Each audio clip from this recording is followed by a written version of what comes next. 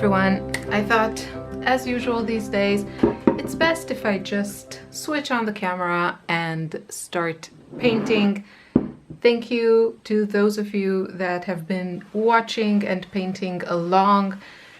And yeah, I'm trying to catch up on all fronts and including filming the June color story, which I still haven't thought about.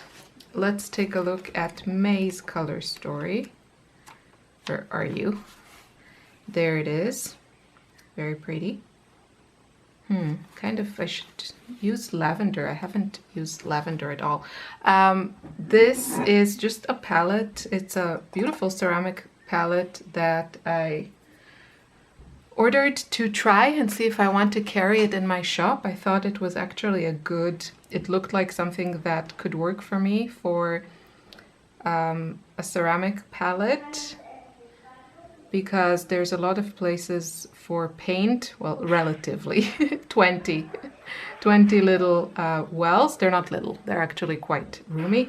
And then I really like this one big mixing area. I really don't like a lot of small mixing areas. That doesn't work for me. And it's also compact. I have my studio palette. I'm doing that. It's there, which is beautiful, but it's huge.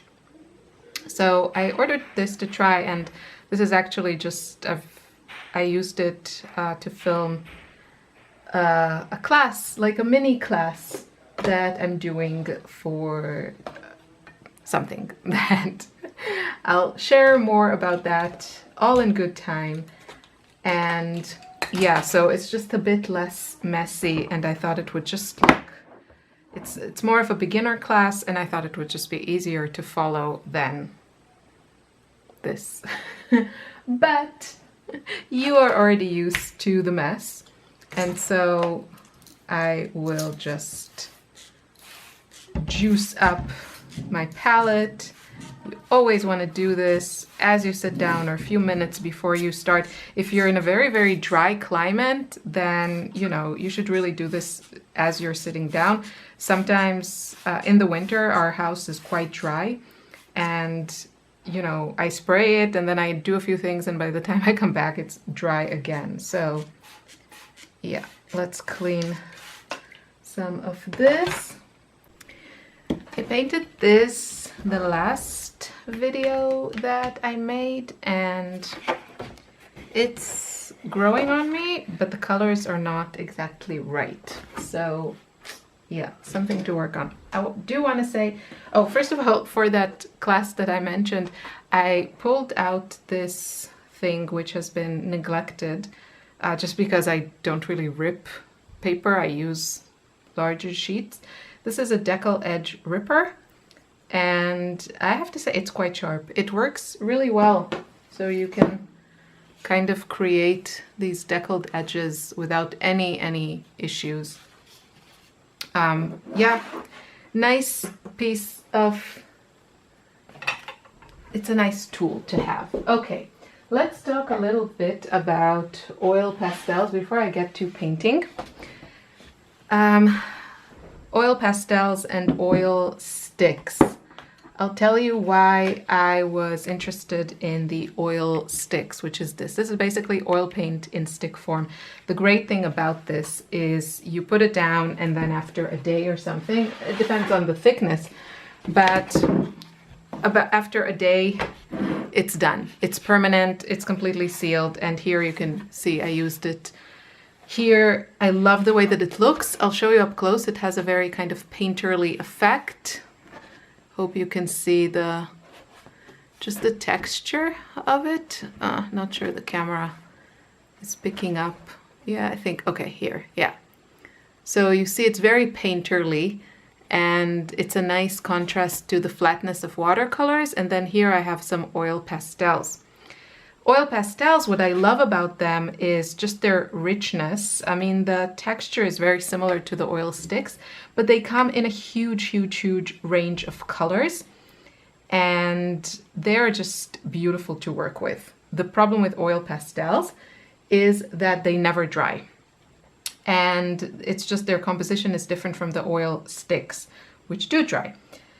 So then we go into the fixative issue. Now I have to say I'm so in love with the process and the result of using the oil pastels. So all of these here, all of the like the blue, the turquoise, and this yellow, these are all oil pastels. And again, you get that painterly effect. And I just love the combination of them with watercolors. I haven't seen a lot of people use them like this, so I'm very proud of myself. But I'm also really, really in love with the effect. And yeah, so the problem is they never dry. So you always have like this tacky thing, and especially if you're messy like me and you have piles of paintings everywhere, it gets a bit dangerous. So people told me there's a fixative for it made by Sennelier, which, you know, make beautiful oil pastels, and I bought it. And I have to say, I don't think this is a good product. I think it's a waste of money.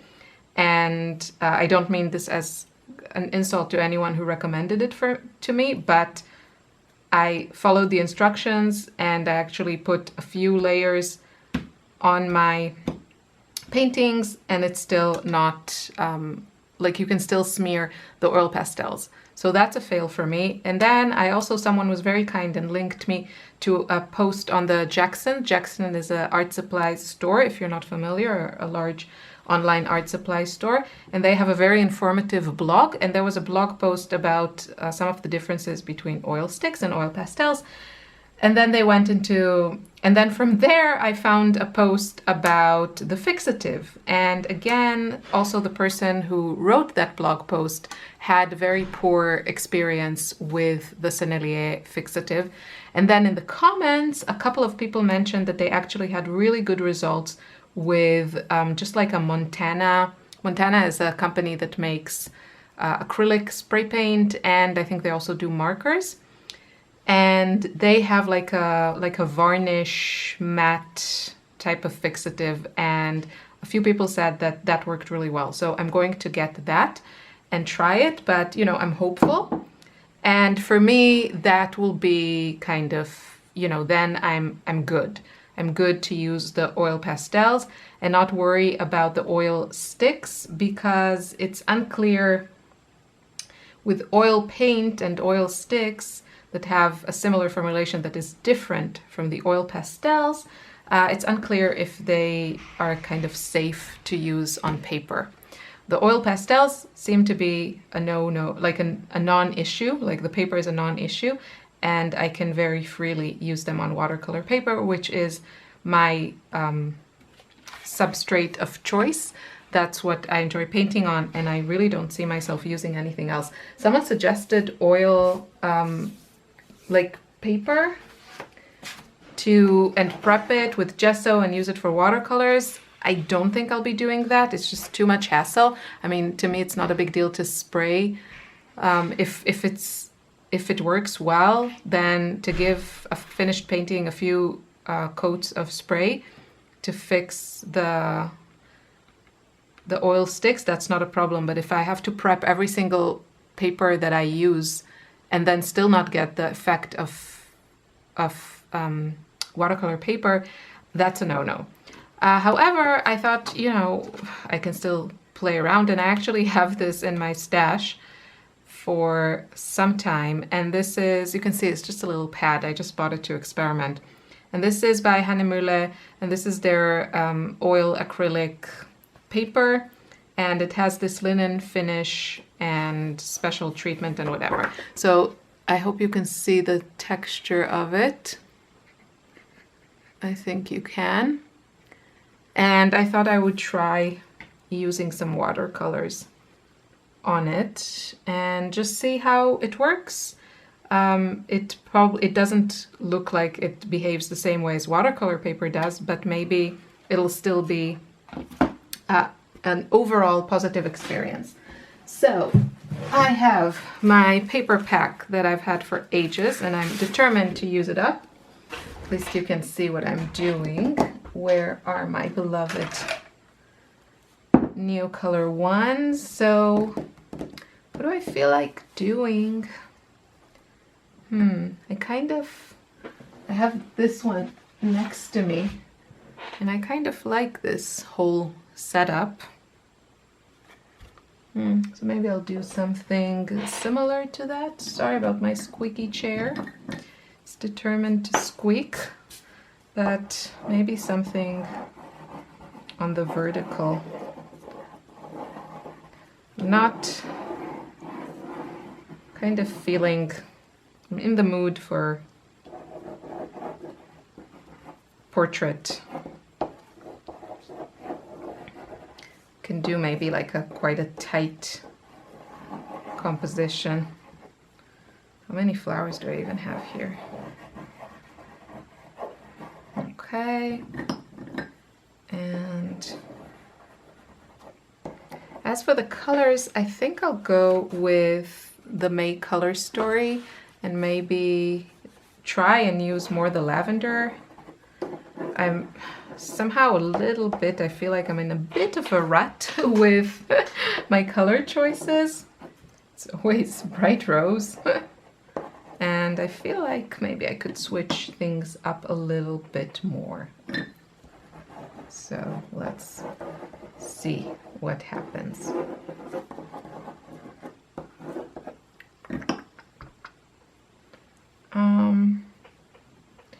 Not sure how colorful I want things to get just yet.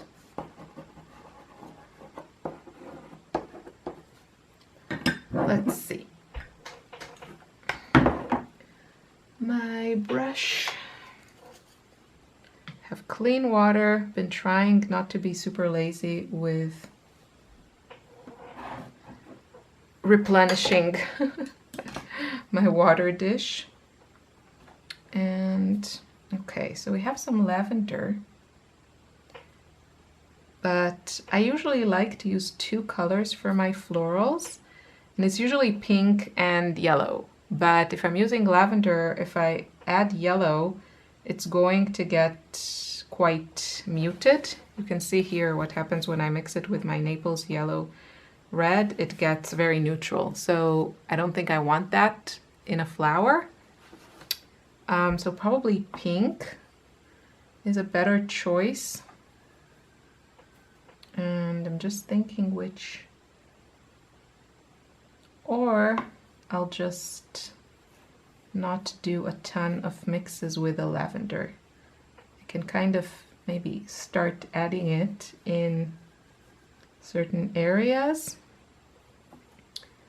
and then see what I feel like. So that could be a solution I have to deal with, because I don't want gray flowers. It could be really nice though to then use these colors, these mixtures, those neutrals for some of the background.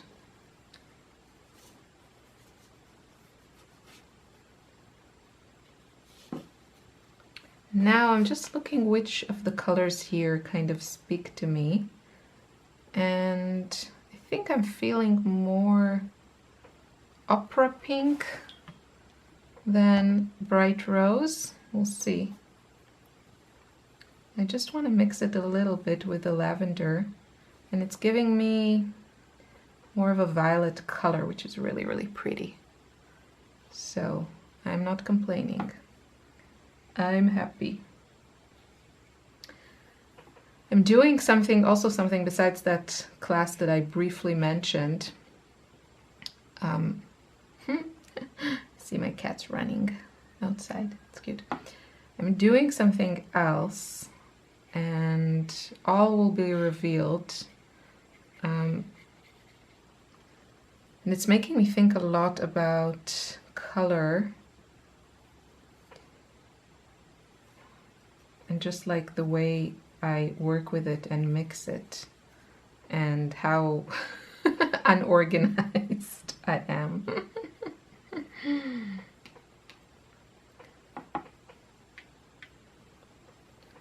But I don't know, it's, yeah, for me, you know that a huge part of this whole experience for me is the process and not necessarily the result. The result is important too. If I had results that always disappointed me, then the whole experience wouldn't be so much fun. But I also need to work or paint in a way that makes me happy. And if that doesn't happen, then, well, let's not say it like that. Let's just say that how I feel as I paint is very important to me. And gold. And that's a part of the reason that I do this. It's because the process is enjoyable, relaxing, therapeutic. And not all products and techniques or like ways of painting make me happy. And so it's always about finding what does make me happy.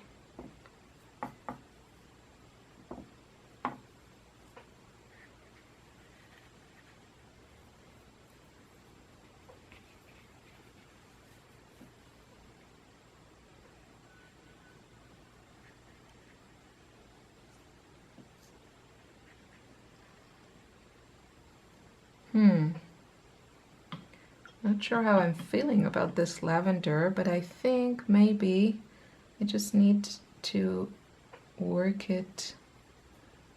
with it a bit into the background and see how I feel about it. Just add some of these neutrals.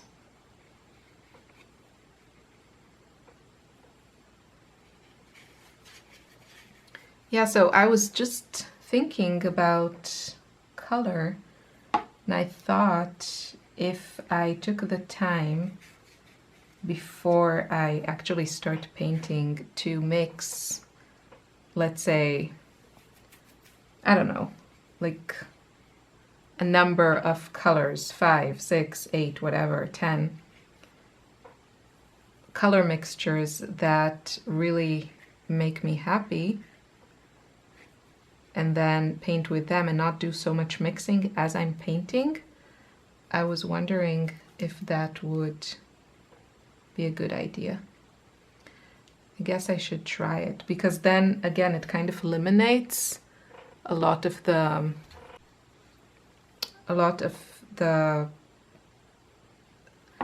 just helps me to maybe be more efficient when I'm painting already, because I don't have to kind of tweak and create or keep changing my color mixtures till they're just right. Maybe if I took the time to do that at the beginning of my session, then yeah, maybe that would work better for me, is what I'm trying to say. I think I need some Moonglow. Whoops, it's a lot. That's a lot of glow. Right. Sorry about that. So all kinds of things happened. Yeah, I got a phone call that tomorrow I can get my second vaccine. So I'm very happy about that, on my way to be fully vaccinated. And then I talked to my mom and updated each other on all medical issues. And yeah, and in the meantime, I was playing around with it. So I'll tell you how I feel about it. I'm not super crazy about it, but there are a lot of things here that I'm loving, and I have to make like a mental note, or actually just, I might even like cut up something and stick it in my logbook here. For example, this flower, like the whole color situation here, is making me very, very happy. And just, I mean, look at these colors. It's a little bit of a rainbow, but also a bit of a circle. I don't know. Just makes me really happy. I like the lavender and how it works with these more violet, pinky colors, then a bit of coral here. And the oil pastels are scrumptious. So I'm really liking that. And then a lot of the other stuff here is not working and not doing it for me at all.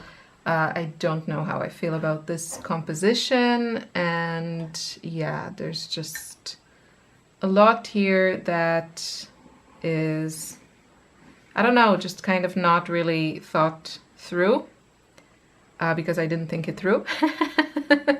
So, ay. And yeah, now I'm doing stuff that I'm also not really sure. It's again my my struggle to focus, and it shows. So sorry about, where's this shade coming from? It could be the, yeah, it's probably the window. It's like I have two doors here. So that's probably it. Usually it's now in the afternoon. I usually film in the morning, and my studio faces west-ish. So yeah, that's why. In the afternoons, the lighting situation gets dramatic. So sorry about that. Oh, I do love Moonglow. This is also making me happy. These are like happy colors. This is a mess. Everything ran into each other. This needs more love, more pink. This one is also slightly sad. But these two are very, very happy flowers. So I can work with these colors. Anyway, this all over the place video will be concluded now, and I hope you enjoyed. I hope you painted along a little bit or just hung out with me. And yeah, I'll see you soon in another video. Take care. Bye bye.